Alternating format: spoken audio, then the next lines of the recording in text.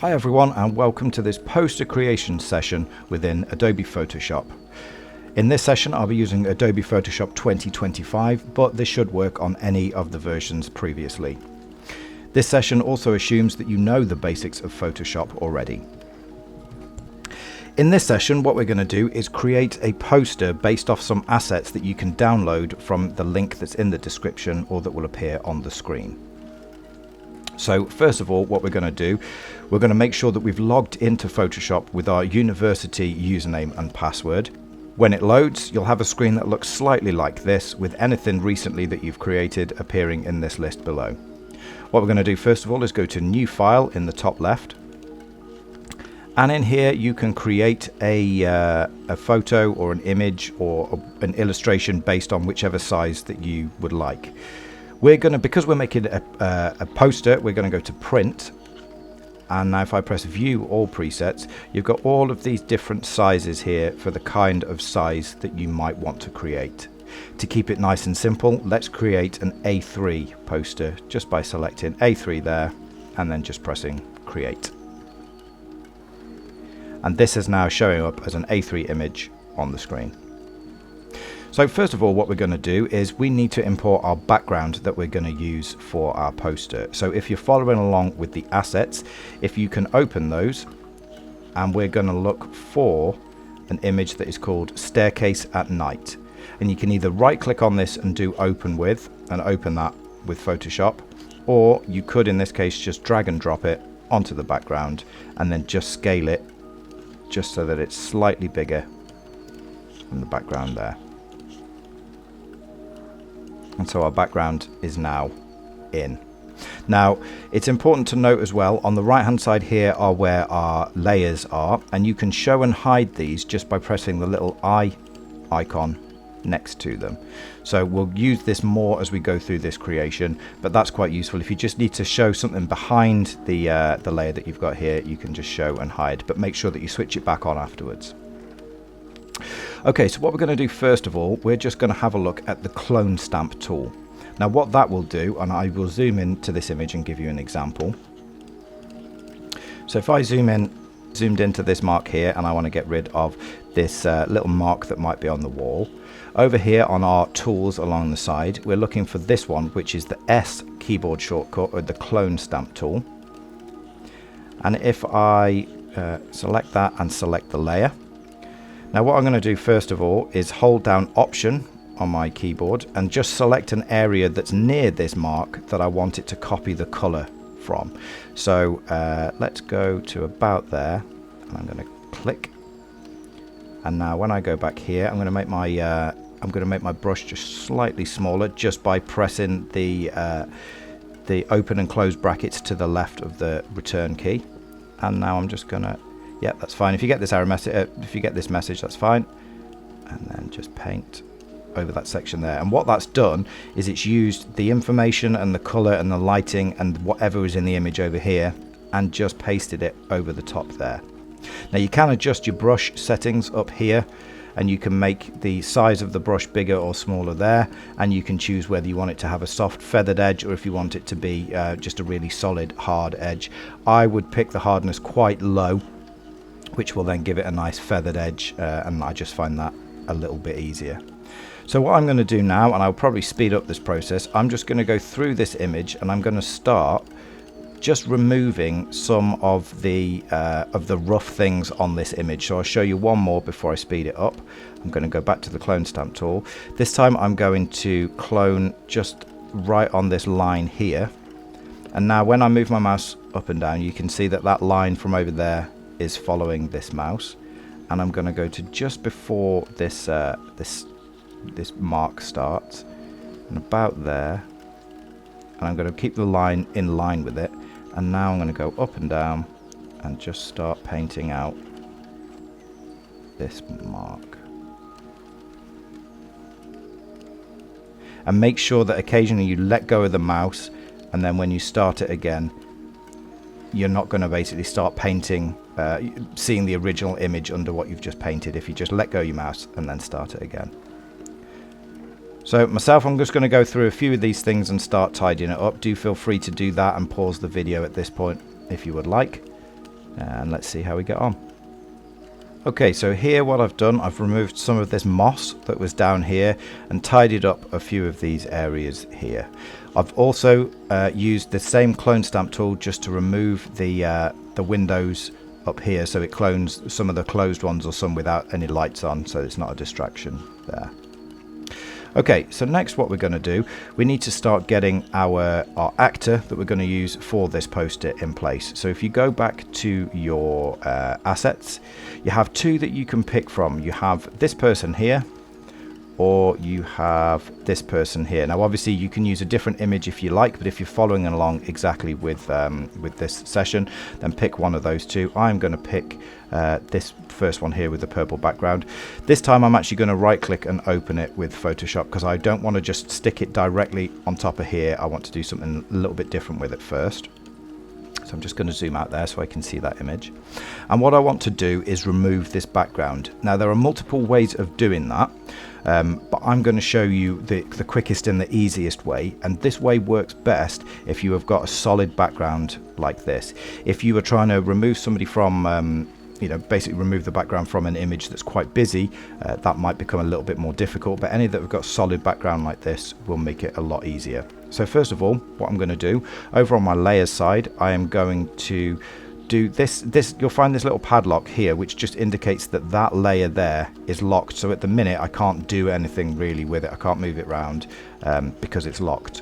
So first of all, I'm going to just press the padlock, which then unlocks that layer, and now it would let me move it around.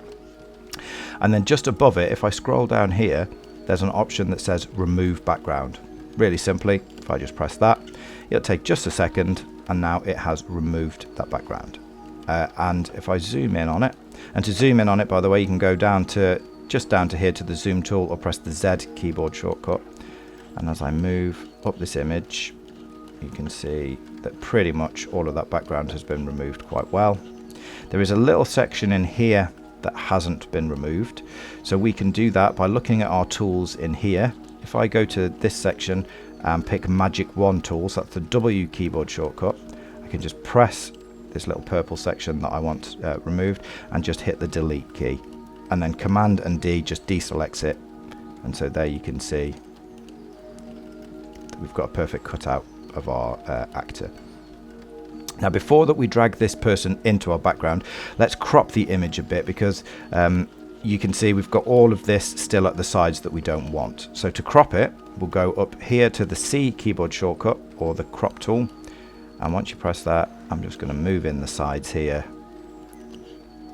and a little bit at the top and a little bit at the bottom, just to crop that. And now quite simply what I can do, go back to my normal selection tool or my move tool here, and just drag this person over to these tabs. So this is the tabs that we're working on, untitled, because we haven't saved it yet.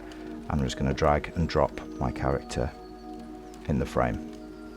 So having seen the fact that this hasn't been saved, I'm going to do that now. Command S will save it.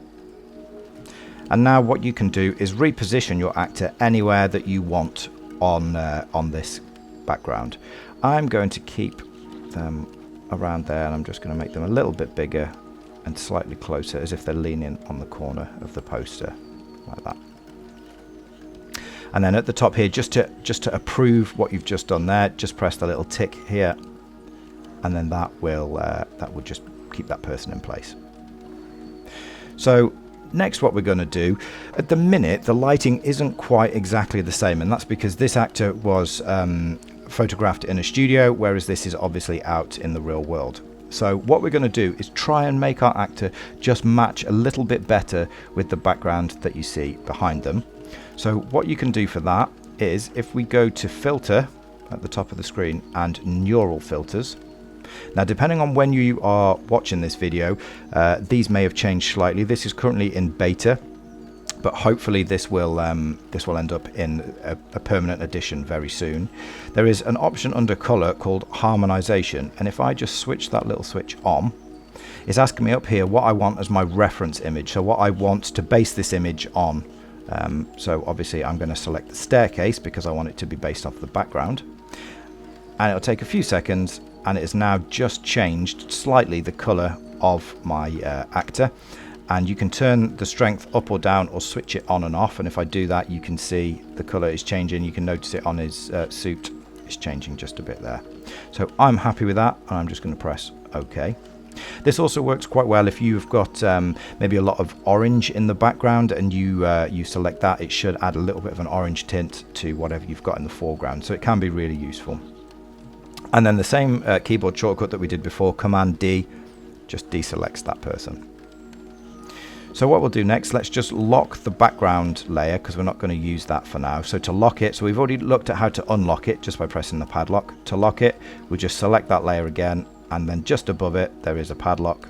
If I press that, it now won't allow me to move that background, so that's going to be really useful to you.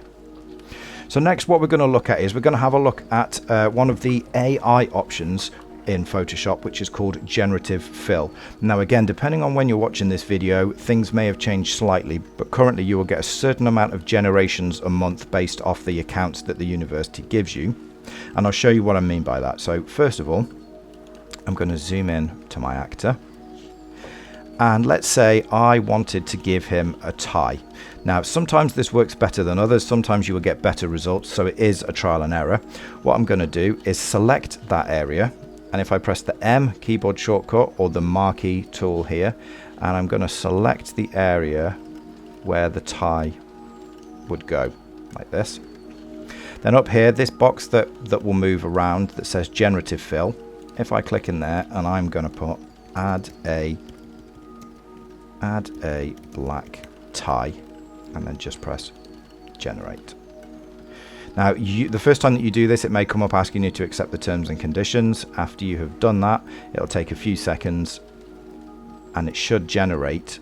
Now sometimes these are a little bit strange to start with. Okay, that one's not that bad to start with. You do get an option of 3, so it'll say 1 out of 3 if I click through them. So I'm just clicking through them to see. I think that one's probably the best one. What about that one? Yeah, let's go for the second one in. And that is how you can add something with AI. And the way that it just adds it as another layer here. So if in the future I change my mind, you could either show and hide it by pressing the I, as we did before, or you could just move it out the way completely. It just makes it as a new layer and sticks it on top. So that can be really useful. So do feel free to use that in this poster creation. Obviously try and use it sparingly, because as I say, you only have a certain amount of generations per month. But there we go, that's worked quite well for that section. Okay, so next, this image looks okay, but it probably could do with a little bit of an effect on the top. It all looks a little bit too clean, a little bit too smart. So if we go back to our assets, there should be one in here called grunge background, and I'm going to drag that one into the image there and just scale it so it's just slightly bigger than what we've been working on. Now obviously that's quite a nice effect, but we can't see anything that's underneath it. So Photoshop has got a great feature which is called blending modes, and what blending modes will do is change how this image reacts to the things that are behind it. Now this will be a little bit of a personal choice depending on what you like, but the way that we change it is up here where it says normal, we're making sure that we've selected that grunge background layer, and also making sure that it's on top of all the others, because again you could drag them and move them around, but we want it on top of all of the others. Then just under normal you get all of these different options that are here, and as I move my mouse down, it will change what that image looks like based on what I have selected. So this again will be personal preference. I am going to pick, I think overlay works quite well, so I can still see what's going on, but it's added this grunge effect to it.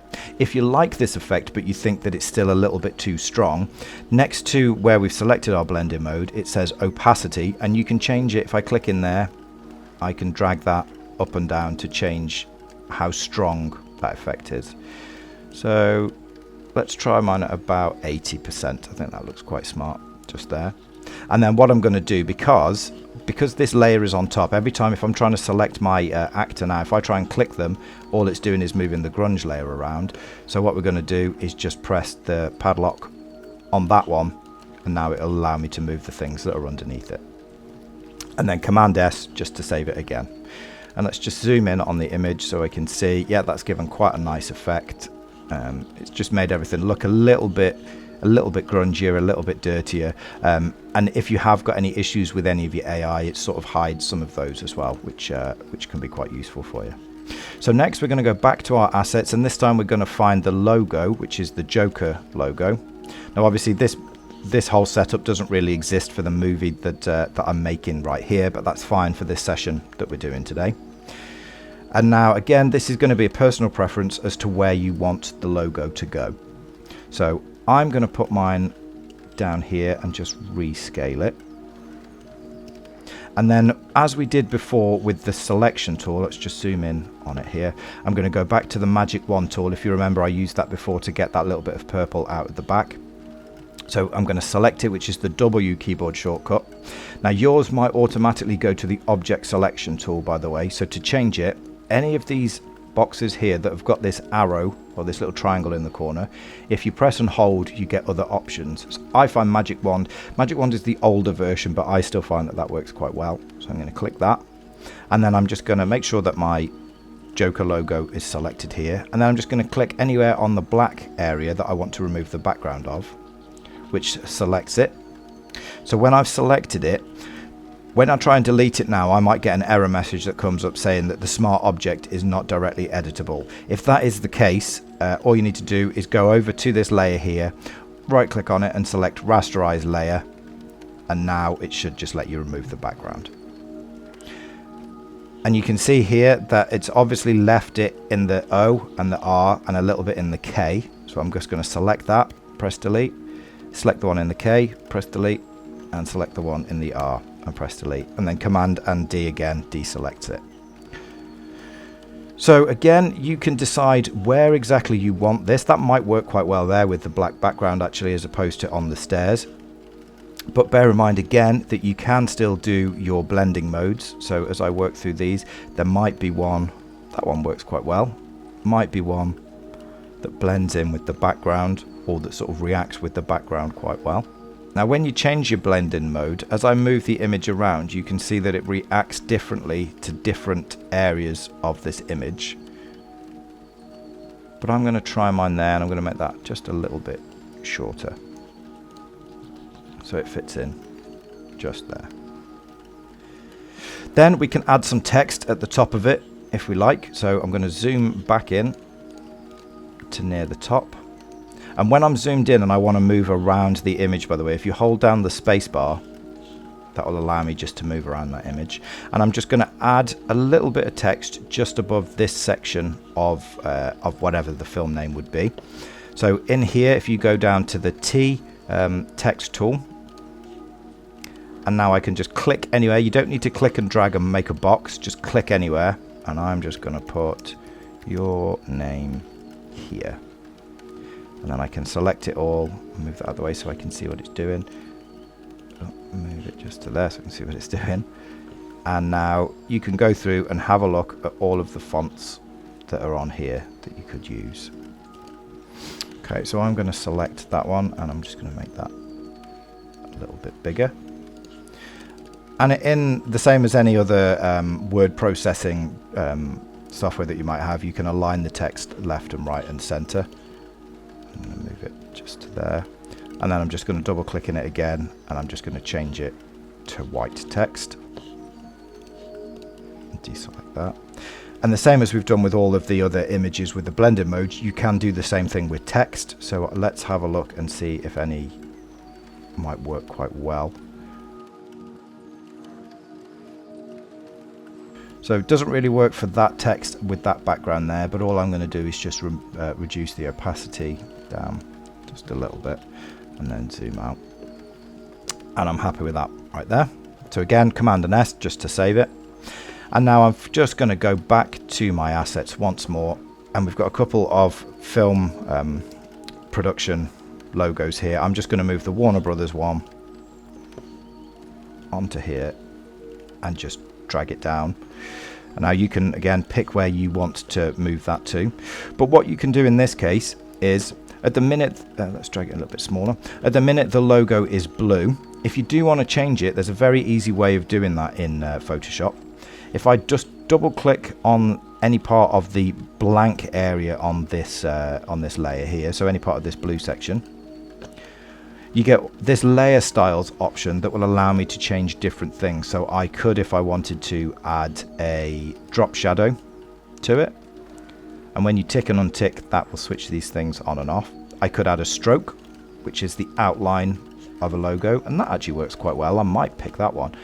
Or what you can do is choose color overlay, and in here you now get the option, you can pick any color that you like to color this logo. So originally I was going to do that, but I think that the stroke option works better, so I'm going to keep that like that. Now what you could do as well with stroke, you can change the size of it, so how big that goes.